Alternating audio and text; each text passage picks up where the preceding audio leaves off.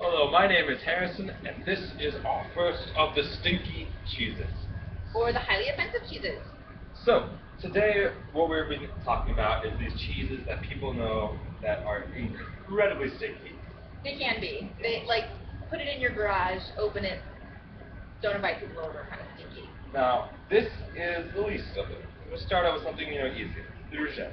Very, very beautiful cheese. It has an orangey white rind. It's very, very Tacky, creamy. like it's like a semi-sauce, really creamy. Yeah, you could have it. You could melt it over some bread, anything like that. Yeah. It's a really fantastic cheese. Not too stinky, so this is a nice place to start. Yeah.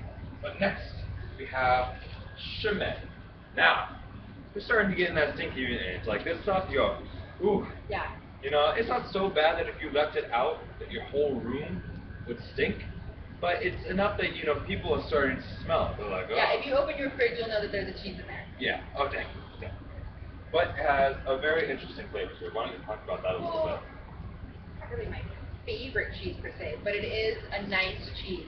It kind of bloats out the edges when you cut it, so it presents really well. Oh, It's a yeah. nice like yellowish color, but the flavor is getting stronger. Yes.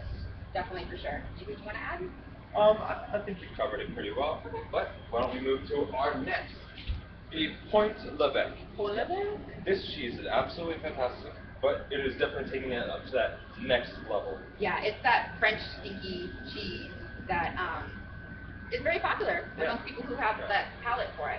I mean, if you think stinky, this is what this is where your mind starts to go, especially going. It doesn't smell too offensive right now, but as soon as you take it out of the package and you start to eat it, it's Yeah. got a much stronger flavor.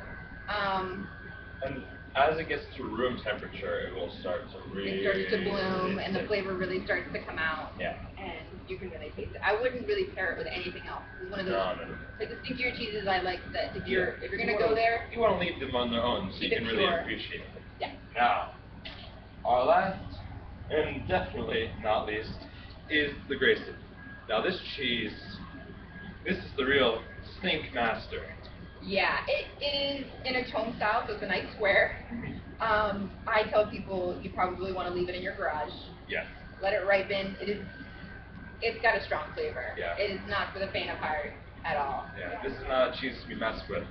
But there's one cheese that we do not have with us right We now. don't have it right now, but it's definitely worth the mention because it says it's right in the name. It's the Stinking Bishop. This cheese, has it been washed with pear or something? I think it's been washed by Satan's blood, but This cheese is incredibly stinky. and very strong in flavor, very strong. I am reluctant to take it out when someone asks for it. I will, and I'll definitely let them try it, but this is definitely a very stinky, powerful cheese. Now, thank you for tuning in this week to Olsson's Fine Foods. Stinky cheese.